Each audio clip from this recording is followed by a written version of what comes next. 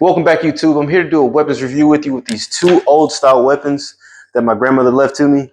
And we're going to do a little bit of techniques and try to think about where these actually came from. So let's get into it.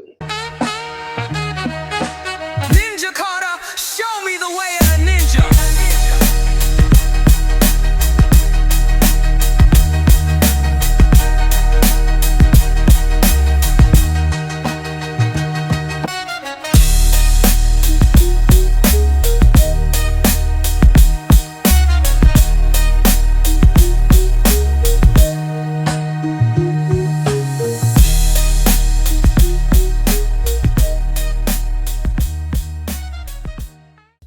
First, I want to show you the details on this blade. So check this out here, the rope versus how this is tied here.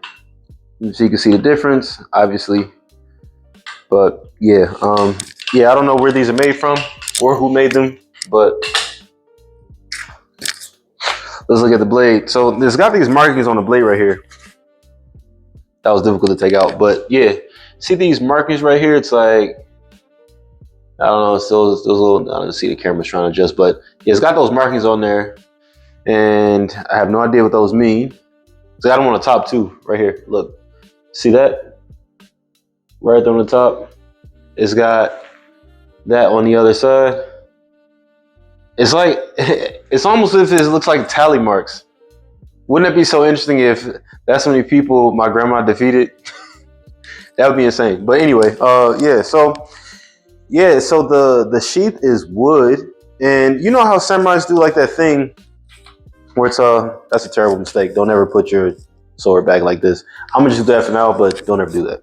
But yeah, so you know how samurais do that one technique that when they're done with their opponent or done doing whatever they're doing, and they take the blade, right, and they do like that big circle to get the blood off.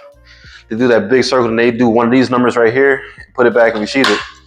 Now here's the thing. They do that to get the blood off, but here, you know, on that sword right there, that one's made out of metal or stainless steel. But then when you look at this one, it's like the whole point of it is when you get the blood off and you're doing this big circle right here and you're putting it back in, see, it's going to get stuck because one, if that blood dries up and it gets on there in the wood, it's going to be hard to pull it out. So it just wouldn't make sense to do that, to make a sheath made out of wood to resheath it. That doesn't make any sense to me at all. And then even trying to do this, like even coming back and then trying to resheath it here is like it. Look at this. The tip over here has like that little curve to it. And you can't see it. The camera's trying to adjust. I don't know. It has that curve to it, but yeah, it's that's.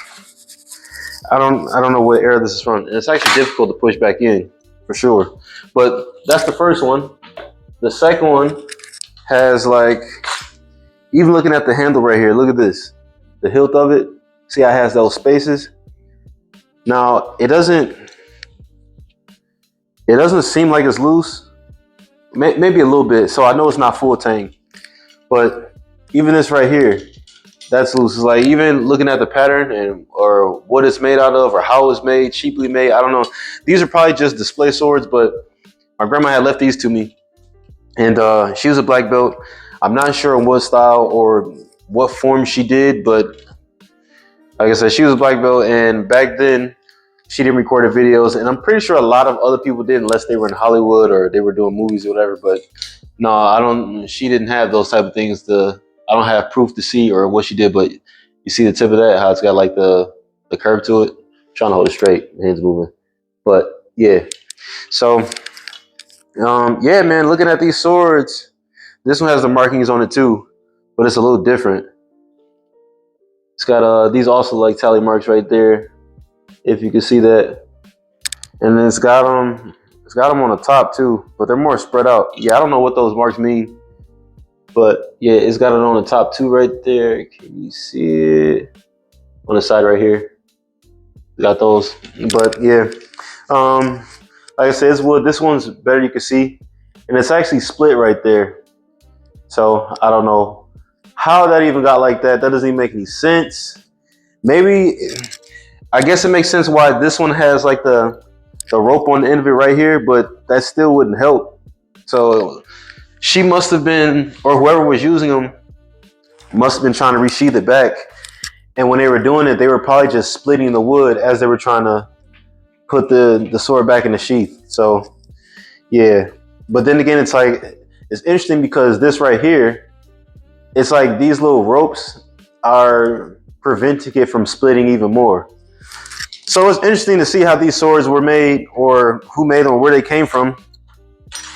Like I said, this don't even go in all the way. Look at this. See that? Isn't it? It's weird, but you know how most samurais, they would do that. You know that one technique that's really popular right now. You probably see it everywhere, or like people mimic animes, whatever. And they're in a stance like this, and they do that sword technique that, like, pretty much it goes from right here and it goes in a circle and it comes back. You know that technique? You can't really do that with these, obviously, because one is like, you can't push it out here. Look, I'm trying my hardest with my thumb to push this out. I can't. So it's like,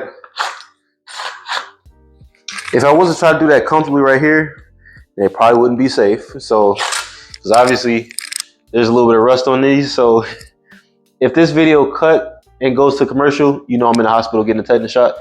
But yeah, so even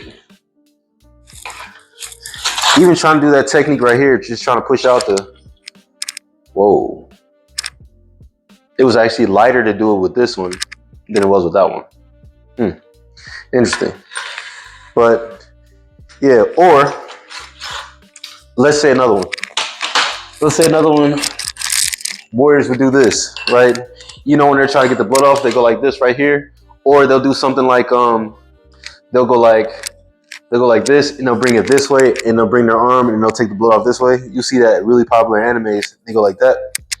You know, but this, you can't do that with the other one simply because you can't do it with this one. I wouldn't dare do it because you got rust on it, and if I cut myself with this, I definitely would have to get a shot for it. But yeah, they are sharp though. It's still got a really pointed tip right here. Is this one?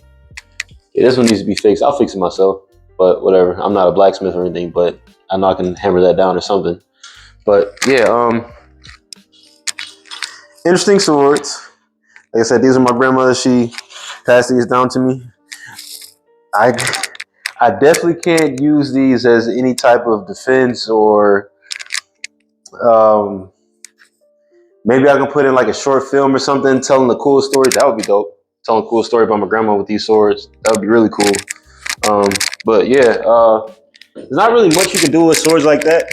But like I said, I just wanted to show you the difference in between the new style and the old style. Like I said, if you guys can help me out in the comments, or you guys know anybody that's like good with antiques, or that can tell me where or who made these, or what type of martial arts, whatever. Even the handles are different. Look at this. You know, but yeah, look at the bottom right here. But yeah, if you guys can, you know, tell me who, you know, show them, share this video, leave a comment. Maybe you guys can tell me something. Maybe you guys teach me something about it, or what type of martial arts she might have done, or what, I don't know. Well, I wish I had the chance to talk to her more about it, but honestly, it was so long ago, she probably doesn't even remember. So, like I said, God rest her soul. I miss her so much, but I wanted to do this weapon review and share this with the world because I think this is actually pretty cool and interesting. And me and her are the only black belts in the family, so I thought that was pretty cool to share. But yeah, yeah, I'm still gonna hang these up on the wall somewhere. Don't know what wall, but these are pretty cool swords. So I'll see you guys next time. Let me know in the comments what you think about it. Maybe you can help me out, and see you next time.